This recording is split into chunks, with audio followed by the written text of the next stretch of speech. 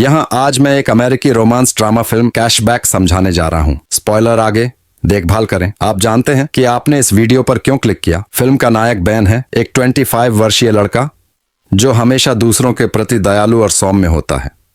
कोई ये मान सकता है कि वह आदर्श दोस्त है, लेकिन सच्चाई इसके बिल्कुल विपरीत है।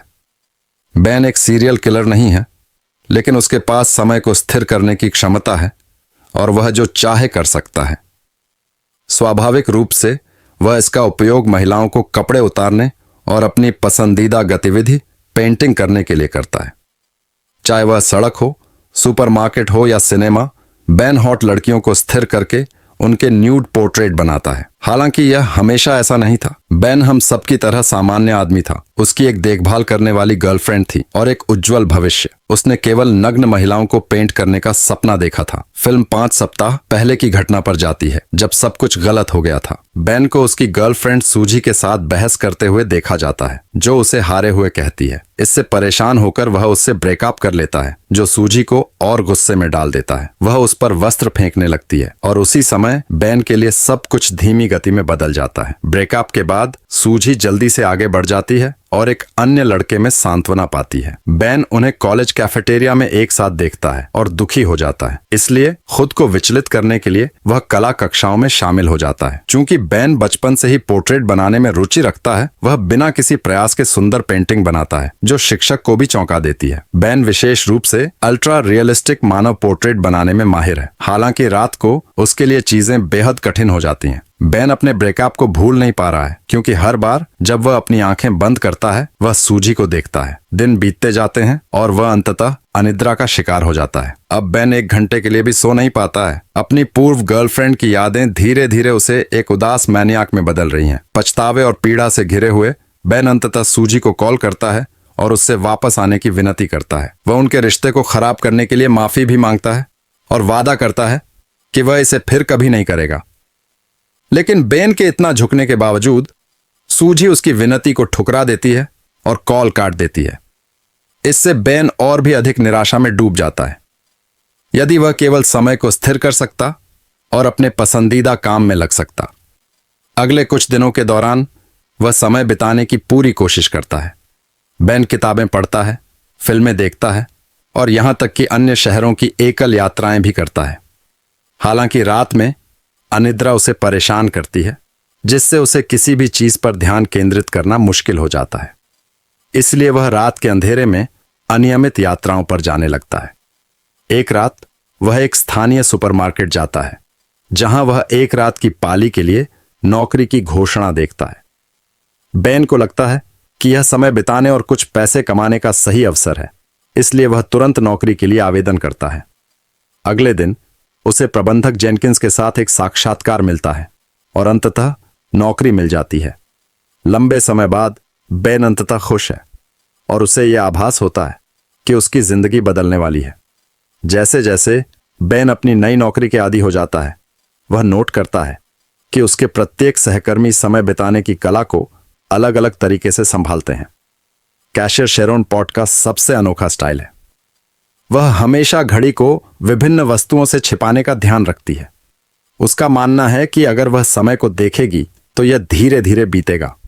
फिर एक शरारती लड़का है जिसे बैरी ब्रिकमैन कहा जाता है, जो काम पर कभी भी गंभीर नहीं होता है। अपने दोस्त मैट स्टीवंस के साथ मिलकर वह महिला ग्राहकों पर अलग अलग प्रैंक खेलता है, जैसे कि उनके बैग में वयस्क खिलौना डालना। कुछ ग्राहक इसे देखकर चौंक जाते हैं, जबकि कुछ इसे अपने पास रखने का फैसला करते हैं।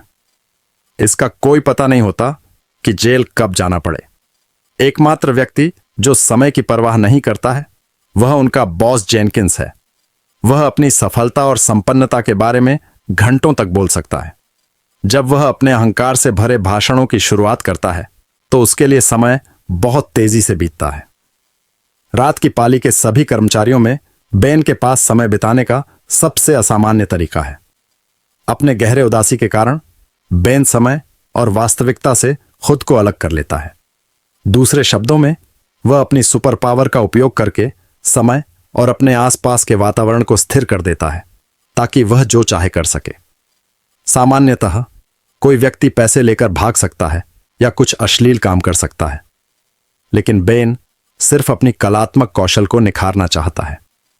चूंकि वह महिला शरीर की प्रशंसा करता है, वह यादृच्छिक ग्राहकों को चुनता है, धीरे धीरे उनके कपड़े उतारता है और उनके पोर्ट्रेट बनाता है। बेन के पास उनके प्रति कोई वासनात्मक भावनाएं नहीं होती हैं। वह बस यह सुनिश्चित करना चाहता है कि उसकी कला के प्रति जुनून कभी न मरे। एक बार जब वह अपने चित्र बनाकर समाप्त कर लेता है तो वह उन्हें फिर से कपड़े पहनाता है और अपनी उंगलियों को छटकाता है, जिससे समय फिर से बहने लगता है। यह अब बेन का जीवन बन गया है। यह कुछ ऐसा नहीं है जिस पर वह गर्व कर सके, लेकिन कम से कम वह अब इतना उदास या पागल नहीं है। धीरे धीरे लेकिन स्थिर रूप से वह खुद को सूझी से दूर कर रहा है। घर पर बेन अक्सर अपने सबसे अच्छे दोस्त शॉन के साथ समय बिताता है। दोनों बचपन से ही साथ रहे हैं। शॉन बेन का बिल्कुल विपरीत है, क्योंकि वह केवल लड़कियों के साथ सोना चाहता है, जबकि बेन बिना उनकी इच्छा के ऐसा करता है। पता चलता है कि उसने शहर के सभी स्ट्रिप क्लबों में दौरा किया है। एक रात अपने नाइट शिफ्ट के दौरान बेन लॉकर रूम में कैशियर शेरोन से मिलता है। उसे शेरोन पर क्रश है, लेकिन वह अपने आप को व्यक्त करने के लिए तैयार नहीं कर पाता है। लेकिन जब वे बात कर रहे होते हैं तो शेरोन अचानक उसके सैंडविच का एक टुकड़ा खा लेती है, जिससे बेन चौंक जाता है।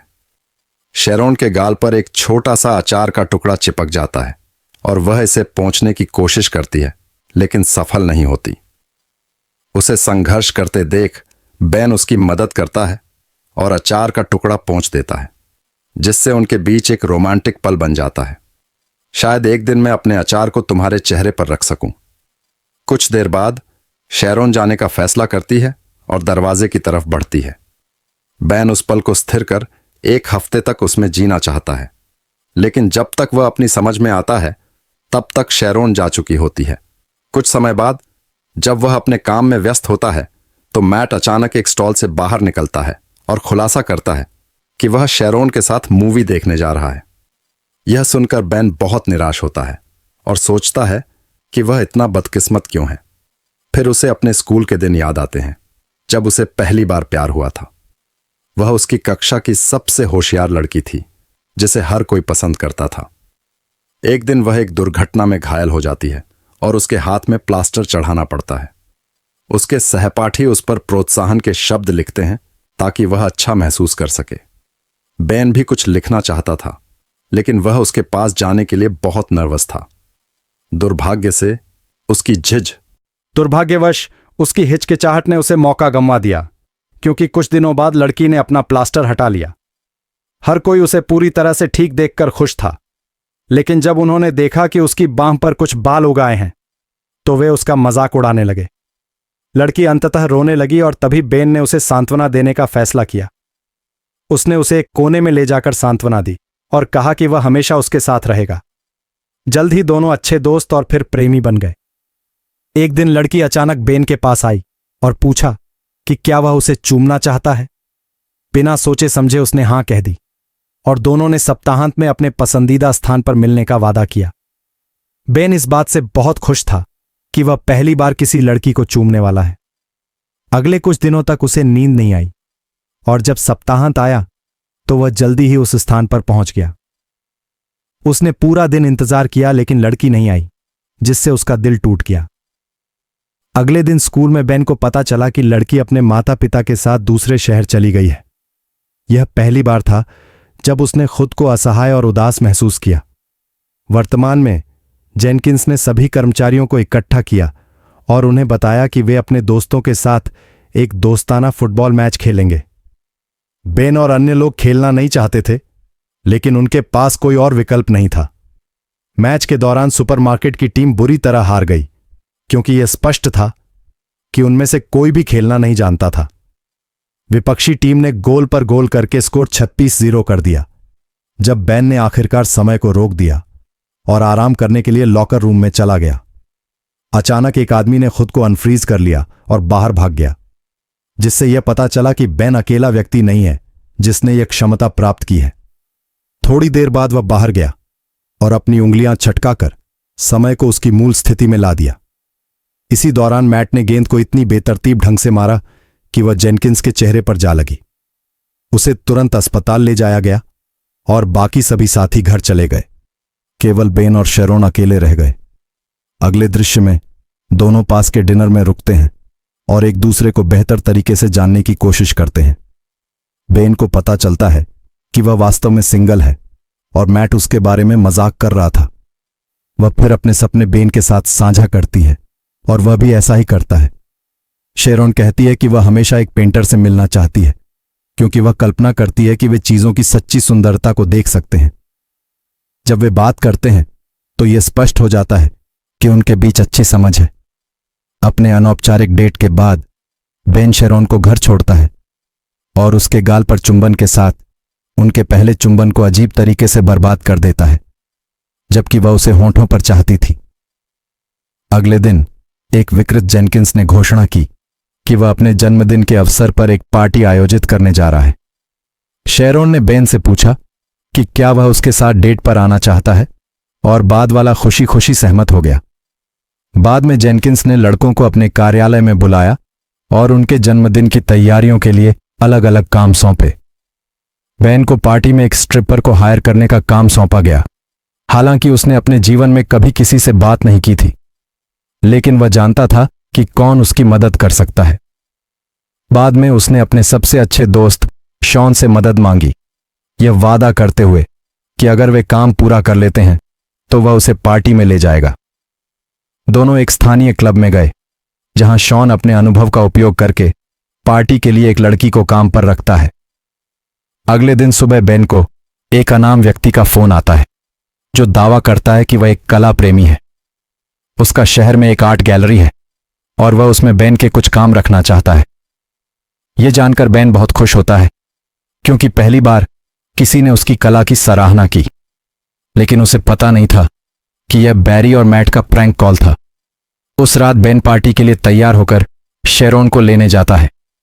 जैसे ही वह दरवाजा खोलती है, वह खुशी खुशी उसे बताता है कि एक लोकप्रिय संगठन उसकी कलाकृति को प्रदर्शित करना चाहता है।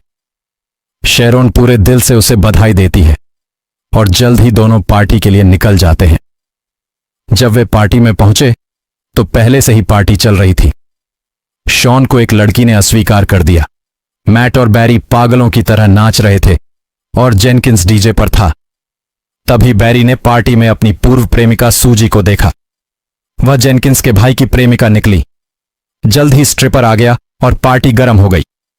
विशेष रूप से शॉन का उसके साथ तत्काल संबंध बन गया। इस बीच बेन बाथरूम गया जहां उसने सूजी को देखा। बिना समय गंवाए उसने व्यक्त किया कि वह उनके फिर से मिलने और जोड़ी बनने की इच्छुक है। बेन ने जाहिर तौर पर इससे इनकार कर दिया क्योंकि वह पहले से ही अपने जीवन के प्यार से मिल चुका था। लेकिन वह पागल लड़की बार बार जोर देती रही। अचानक उसने उसे जबरदस्ती चूमा। बेन ने तुरंत उसे पीछे धकेला, लेकिन जब उसने मुड़कर देखा तो उसने महसूस किया कि शेरोन ने पूरी घटना देखी। बेन ने समझाने की कोशिश की कि यह वैसा नहीं था जैसा दिख रहा था, लेकिन निर्दोष कैशियर बिना कुछ सुने ही चला गया। थोड़ी देर बाद बेन सीधे शेरोन के अपार्टमेंट गया और उसे सब कुछ समझाने की कोशिश की, लेकिन वह गुस्से में अंधी हो गई थी। जब वह अपशब्द बोलने लगी तो बेन परेशान हो गया और चला गया। ब्रेकअप के कारण वह फिर से अपने अवसाद और अनिद्रा की दुनिया में चला गया। उसे केवल उस आर्ट गैलरी कंपनी की नियुक्ति का इंतजार था जिसने उसे फोन किया था। अगले दृश्य में दिन आखिरकार आ गया और बेन अपनी कुछ बेहतरीन कलाकृतियों के साथ वहां गया। उम्मीद के मुताबिक गैलरी के मालिक ने उससे मिलने का कोई अपॉइंटमेंट होने से इनकार कर दिया, जिससे बेन को एहसास हुआ कि उसके साथ प्रैंक हुआ है। लेकिन जैसे ही वह जाने वाला था, मालिक ने उसकी शेरोन की कुछ स्केच देखी और देखने के लिए कहा। आश्चर्यजनक रूप से उसे वे पसंद आईं और बेन को गैलरी में अपना काम प्रदर्शित करने के लिए एक रात का समय दिया गया। कुछ दिनों बाद शेरोन को बेन के कला प्रदर्शन का आधिकारिक निमंत्रण मिला। हालांकि वह उससे नाराज थी, फिर भी उसने गैलरी जाने का फैसला किया। जब शेरोन वहां पहुंची तो यह देखकर चौंक गई कि वहां की कलाकृति उसके बारे में है। बेन ने अन्य महिलाओं की तस्वीरें बनाना बंद कर दिया और उसने सारा समय शेरोन पर लगा दिया। वह उसके जीवन का प्यार थी और वह किसी अन्य महिला की ओर देख भी नहीं सकता था। लेकिन बेन को उसके निपल्स का आकार कैसे पता है? इसी बीच शेरोन और बेन आखिरकार मिले बेन ने पार्टी की रात हुई घटना को समझाने की कोशिश की, लेकिन शेरोन ने कहा कि उसे इसकी जरूरत नहीं है। अब उसने सिर्फ उसकी पेंटिंग्स देखकर यह जान लिया है कि वह उससे कितना प्यार करता है। इसके साथ ही दोनों करीब आ गए और आर्ट गैलरी रूम के बीच में रोमांटिक किस साझा किया। अंतिम दृश्य में बेन अपनी शक्तियों का उपयोग करके सब कुछ फ्रीज कर देता है। हालांकि इस बार शेरोन भी जमे हुए संसार में चल सकती है। दोनों फिर बर्फ में चले जाते हैं, जहां लाखों हिमपात हवा में निलंबित हो जाते हैं। अंत में प्रेमी एक बार फिर किस करते हैं और इस प्रकार फिल्म का सुखद अंत होता है। अधिक वीडियो के लिए सब्सक्राइब करें, नोटिफिकेशन ऑन करें और चैनल को सपोर्ट करने के लिए लाइक करें। देखने के लिए धन्यवाद।